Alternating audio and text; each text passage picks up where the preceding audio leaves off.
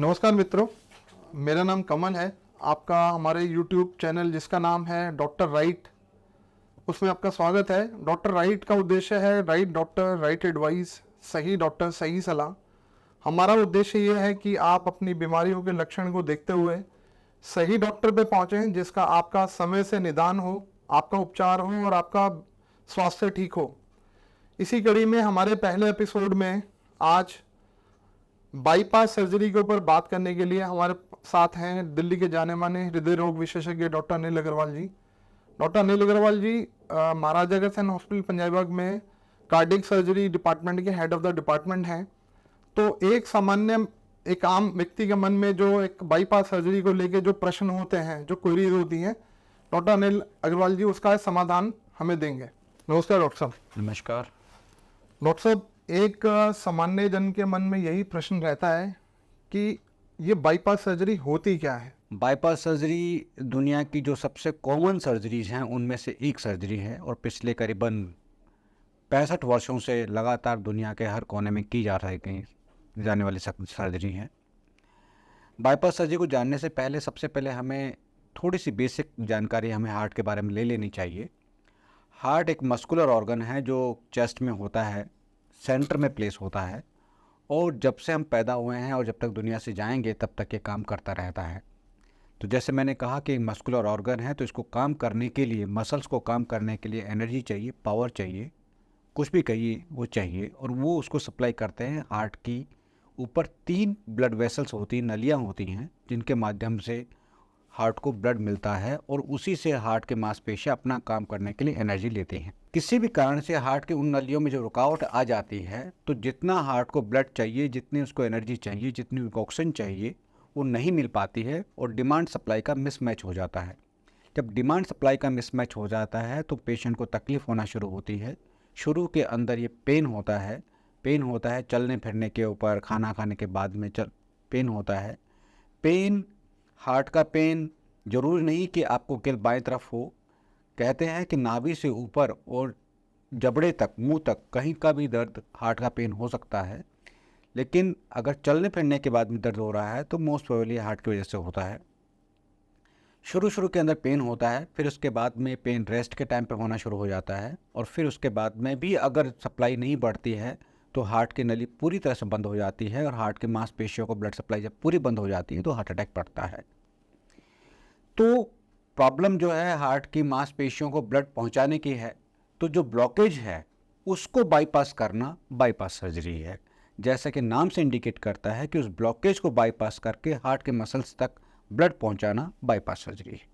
Doctor साहब, ये bypass surgery कैसे की जाती है? जैसे मैंने बताया कि ब्लॉकेज को बाईपास करने की सर्जरी बाईपास सर्जरी है। तो सबसे पहले जब मरीज को तकलीफ होती है तो उसकी एंजियोग्राफी की जाती है और एंजियोग्राफी करने के बाद में हमें पता लगता है कि हार्ट की जो 3 नलियों के अंदर कौन कौन सी नलियों में कितनी रुकावट है, किस किस्म की रुकावट है, कितने परसेंटेज रुकावट है, एक ही नली में कई जगह रुकावट है, एक ही रुकावट है।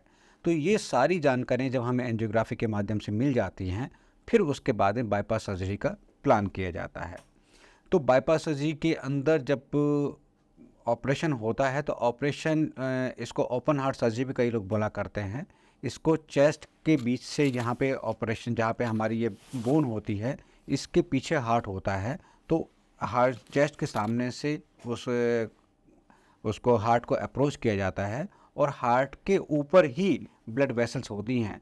पहले बहुत समय पहले, आज से 20 साल 25 साल पहले जब ऑपरेशन किया करते थे तो हार्ट लंग मशीन के माध्यम से ऑपरेशन किया करते थे। लेकिन अब साइंस के इतने एडवांसमेंट के माध्यम से अब जो है हार्ट लंग मशीन की ज़रूरत नहीं रहती है और बीटिंग हार्ट सर्जरी को कहते हैं कि हार्ट बीट करता रहता है, हार्ट अपना काम करता रहता है।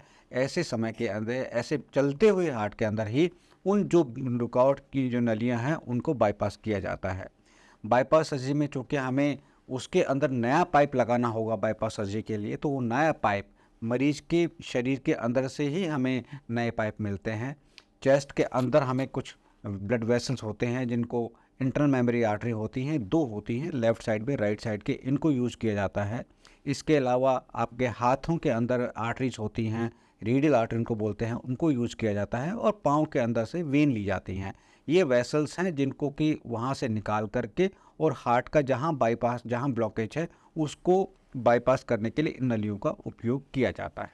डॉक्टर साहब, क्या बाईपास सर्जरी बहुत बड़ी सर्जरी है? क्योंकि आम जनता के मन में भ्रांति है कि जिसमें फेफड़े में चीरा लगता है, बहुत बड़ी सर्जरी है, ठीक होने में महीनों लगने वाले हैं। तो क्या सच में ये बहुत बड़ी सर्जरी है? देखिए, जैसे मैंने कहा कि पिछले 65 वर्षों से सर्जरी हो रही है, दुनिया के हर कोने के अंदर सबसे कॉमनली परफॉर्म्ड सर्जरी है। इस सर्जरी से डरने की बिल्कुल भी आवश्यकता नहीं है। इसके रिजल्ट्स 98% या 99% इसके रिजल्ट सक्सेसफुल हैं और बड़ी सिंपल सर्जरी हो सकती है। ऐसा नहीं है कॉम्प्लिकेटेड सर्जरी है। लंग्स पे चीरा नहीं लगता है, बोन के अंदर चीरा लग करके सर्जरी की जाती है। और सबसे इम्पोर्टेंट बात यह है, बाईपास सर्जरी हम कुछ समय के लिए नहीं कर रहे हैं। ये जो सर्जरी है ये आदमी की लाइफ से जुड़ी सर्जरी है, लॉन्ग टर्म को देख करके करने वाली सर्जरी है।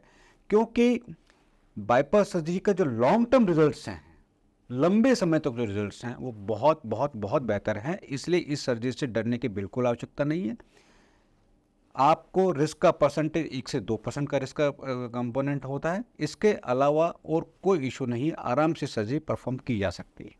तो जब एंजियोग्राफी हो जाती है तो एक रोगी या उसका परिवार कैसे डिसाइड करे कि हमें स्टंट लगवाने चाहिए कि बाईपास सर्जरी करवानी चाहिए?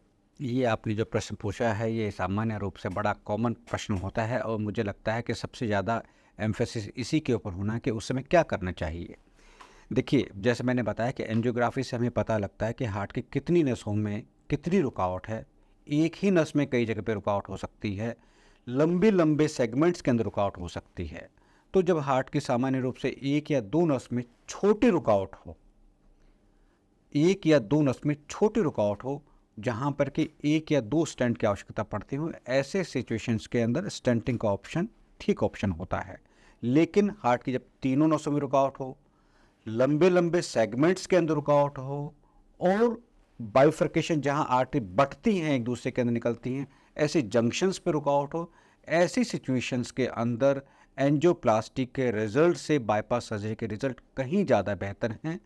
ये शॉर्ट टर्म में भी बेहतर हैं और लॉन्ग टर्म में भी बेहतर हैं। तो छोटी रुकावट, 1 या 2 नसों के रुकावट के अंदर स्टंटिंग का ऑप्शन हो सकता है। लेकिन उससे ज़्यादा अगर रुकावट हैं, मल्टीपल सेगमेंट्स में रुकावट हैं, लंबे लंबे रुकावट हैं, तो ऐसे सिचुएशंस के अंदर बाईपास सर्जरी का ऑप्शन ही प्रेफर्ड ऑप्शन होता है। डॉक्टर साहब, बाईपास सर्जरी होने के बाद एक रोगी को अपनी दिनचर्या में कुछ परिवर्तन करने पड़ते हैं क्या? नहीं, ऐसा कोई आवश्यक नहीं है। बाईपास सर्जरी के बाद में जैसे मैंने कहा कि 15 से 20 दिन के अंदर आप अपनी नॉर्मल ड्यूटीज़, नॉर्मल एक्टिविटीज़ को रिज्यूम कर सकते हैं। बाईपास सर्जरी के बाद में सामान्य रूप से मरीज कहता है कि नहाने में मुझे कोई तकलीफ तो नहीं आएगी, या मैं कोई भारी सामान या भारी वज़न तो नहीं उठा सकता हूँ, या मैं अपनी एक्सरसाइज तो नहीं कर सकता हूँ। ऐसी किसी चीज़ का कोई परहेज़ नहीं है। आप अपनी नॉर्मल एक्टिविटी जरूर कर सकते हैं। आप अपने गेमिंग अगर करते हैं वो भी कर सकते हैं। आप अपने जो भी काम करना चाहें पहले से ज़्यादा स्फूर्ति के साथ में कर सकते हैं। जहाँ तक कई बार ये भी पूछा जाता है कि खाने पीने में मुझे कोई रेस्ट्रिक्शंस तो नहीं रखनी पड़ेंगी, तो खाने पीने में सामान्य रूप से लो फैट डाइट जिसके अंदर घी तेल बंद नहीं होता है, कम करना चाहिए। सामान्य रूप से सभी लोगों को करना चाहिए। डायबिटिक हैं तो उसके लिए डेफिनेटली आपको शुगर के पाबंदी रहेंगे। इसके अलावा किसी किस्म के लाइफस्टाइल के मॉडिफिकेशन की कोई आवश्यकता नहीं है। आप अपनी सामान्य लाइफ जैसे रहते हैं उससे कहीं बेहतर रूप में आप अपनी सामान्य लाइफ को बिता सकते हैं। डॉक्टर साहब, बाईपास सर्जरी के बाद भी क्या पेशेंट को जीवन भर दवाइयाँ खानी पड़ती हैं? दवाइयाँ तो आपको खानी होंगी, ये बात सही है, क्योंकि दवाइयों का रोल जो है वो एक अलग किस्म का रोल है। जो नसें लगाई जाती हैं उनको एक ब्लड थिनर की जो गोली है, एस्प्रिन की गोली है, वो आपको लाइफ लॉन्ग चलती रहेगी। इसके अलावा कोलेस्ट्रॉल अगर आपका बढ़ा हुआ है तो कोलेस्ट्रॉल की दवाई चलने की पड़ेगी। अगर आपको ब्लड प्रेशर है तो ब्लड प्रेशर की दवाई होगी। अगर आप डायबिटिक है तो डायबिटिक की दवाई। लेकिन जो असेंशियल मेडिकेशन है जिसको कि आपको खाना ही होगा वो है ब्लड थिनर, एस्प्रिन जिसकी गोली कहते हैं, वो आपको लाइफ लॉन्ग उसको खाने की आवश्यकता पड़ेगी। डॉक्टर साहब का बहुत बहुत धन्यवाद, आपने अपना कीमती समय दिया और बाईपास सर्जरी के बारे में बताया। और आज आशा है कि जो एपिसोड को देख रहे हैं उनके मन में जितनी भी भ्रांतियाँ थी, प्रश्न से उनको उनका समाधान मिला होगा। तो आपका बहुत बहुत धन्यवाद डॉक्टर साहब। थैंक यू कमल जी, आपका भी बहुत बहुत धन्यवाद, क्योंकि ऐसे इंपॉर्टेंट टॉपिक के ऊपर भ्रांति रहना ठीक नहीं है। तो लोगों के क्वेश्चंस डेफिनेटली एड्रेस हुए होंगे और लोगों के बाईपास सर्जरी के बारे में भ्रांतियाँ दूर हुई होंगी, ऐसा मुझे लगता है। Thank you very much. तो मित्रों, आप सबका बहुत बहुत धन्यवाद आज का हमारा एपिसोड देखने के लिए। हमारी यही चेष्टा रहेगी और यही हम कोशिश करते रहेंगे कि अलग अलग बीमारियों के विषय में जो अनुभवी चिकित्सक हैं दिल्ली के, उनसे रोगों से जुड़ी और उनके निदान और उपचार से जुड़ी जानकारियां आप तक अगले अगले एपिसोड्स में हम पहुंचाते रहें। धन्यवाद।